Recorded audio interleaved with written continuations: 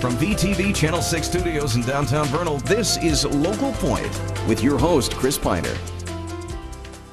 Hey there, everyone. Welcome to Local Point, sponsored by Ashley Regional Medical Center.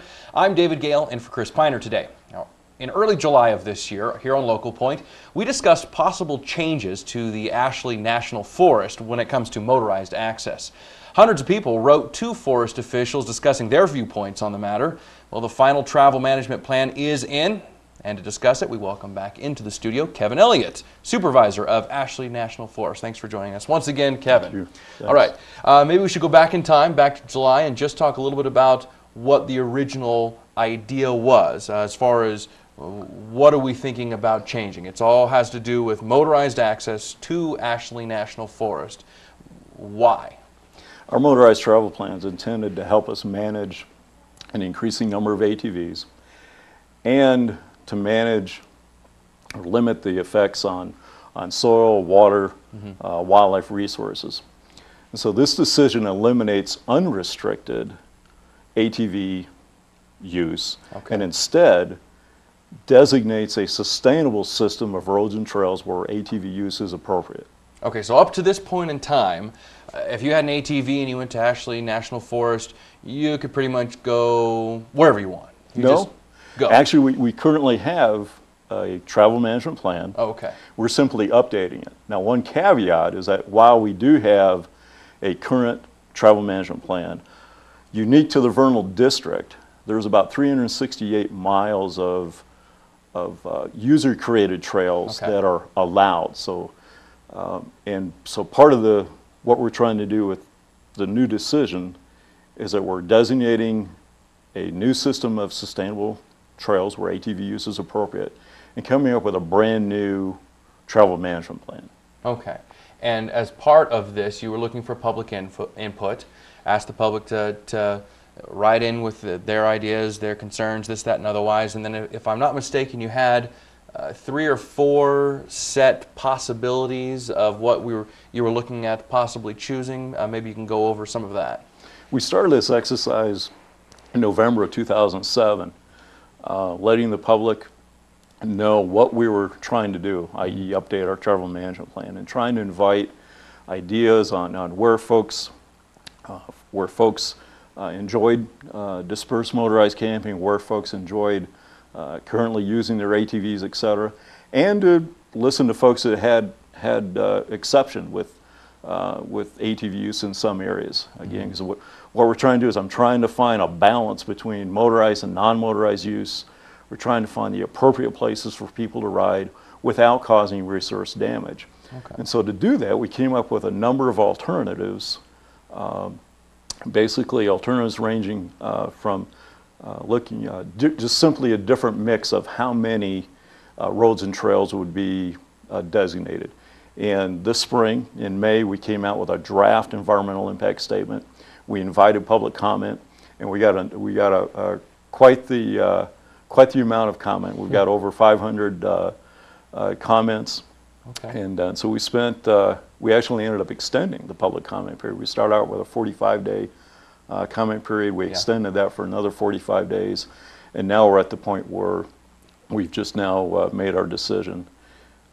What is it? And the decision is we're designating 1,645 miles of road and trail, which are actually 110 miles more than the current, but 250 miles less than what was allowed. And again, what the difference there is, if you remember, we were talking earlier about in the Vernal District, we had this area of 368 miles, or where there was 368 miles of trail. They weren't designated trails. And basically we said, well, if there's an existing 2-track, even though it's not on the system, if there's an existing 2-track, we'll allow you to ride on it. Well, that wasn't consistent with the national rule or the set of regulations that came out in 2005 that basically told me to update our travel plan. Because the whole basis or premise for that national rule was coming up with a designated system of roads and trails. Right. So we had a lot of trails out there that were like, okay, you can go ahead and use those, but they aren't part of the actual plan. We've now gotten rid of some of those, but we've added others that are part of the plan that may not have been there before. We brought forward most of the trails that people were familiar with using. And then in this crosshatch area on the Vernal District, in this area where there's 368 miles, we're only designating about 110 miles. Mm-hmm. And so often a legitimate question is, well, why only about a third of them? Well, some of those trails were actually causing resource damage. And so we needed to take those out of the mix. And some of those are just simply redundant. You may have a particular area where there may be 3 or 4 routes currently in the area, and we really only need one route. Right. And one of the practical aspects that I need to consider in the end is the more miles of roads and trails that I designate is the more miles of roads and trails that I'm going to be responsible for trying to maintain so that we can continue to use them in a legitimate fashion without causing resource damage. Right. And we're going to get more about that and others stuff when we get back. Stay tuned. We're going to have a quick break from Ashley Regional Medical Center. You're also going to hear how to find out proper camping sites with this new regulations when we come back. Welcome to the CT Suite at Ashley Regional Medical Center.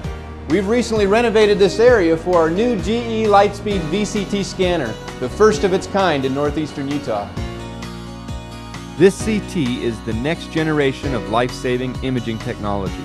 The new 64-slice CT delivers crystal clear, high-resolution 3D images with breathtaking speed and reduced radiation. Ashley Regional Medical Center, providing technology for the future. Welcome back. We're talking about the finalized travel management plan of the Ashley National Forest. Kevin Elliott joining us. Now, when is this plan officially going into effect? It'll go into effect actually not until January or next season. We have, as with many of our decisions, there's actually an appeal period. And so right now we're in the midst of a 45-day appeal period, which basically means that folks that have objection, there's a process that they can object to the decision. And then there's a 45-day appeal resolution period. So there's at least 90 days before we can actually implement. And the thing that will actually implement all this will be a motor vehicle use map. Oh, okay. And so in January, we'll publish an actual map that will show the places where people can ride, the places where people can disperse motorized camp. And with that, they'll then be able to continue to enjoy the National Forest. They pick that up, their local National Forest office, they can get online. Well, how's it going to be distributed? It'll be in a newspaper print format because we'll be able to annually update it. Okay. So as we learn more over the years, we need to make changes, we'll be able to make changes. And so people most definitely can come into any Forest Service office and pick up a copy. If they're interested also in looking at more of the details behind the map in terms of the decision, again, they can come into our office and talk to Chris Rutledge, who is our project leader. They can go online to our website and look at the document as well. Okay. Now, we've talked a little bit about some of the reasons why. The idea of maintaining the resource that is the National Forest for generations to come, getting rid of some of the redundant trails so we're not damaging the forest. For someone who maybe lives in the area, has been using their ATV out in the National Forest their whole life, and maybe doesn't know anything about this travel plan, how does the enforcement of new travel management plan work? How do they find out, or if maybe even if they know and they don't care, how's the plan enforced? Well, how they find out, again, is going to be through the motor vehicle use map. Just like currently, there's a travel management plan, and so there'll be a new travel management plan or a map that'll tell them where they can ride. And for the most part, there's not that many changes. Probably for the majority of folks where they've been traditionally recreating, unless they are causing resource damage, those areas are probably there. Yeah. So what do you hope to see? What's the best outcome of this travel management plan? If everything is done like it's supposed to and everybody follows it, what's the end result? What intrigues me the most about this area is that there is a lot of people who are very passionate about the Ashley National Forest. And so to me, the ultimate outcome is that folks will be able to continue to enjoy and recreate our great outdoors. Perfect. Well, thank you so much for joining us. That's it for now. You're going to find out more about that final environmental impact statement and the record of decision online. There's a link to that on our TV programming page. That's at vernal.tv. You can go there. We're just about out of time. We'll be here next time. Join us on Local Point. Thanks for joining us today.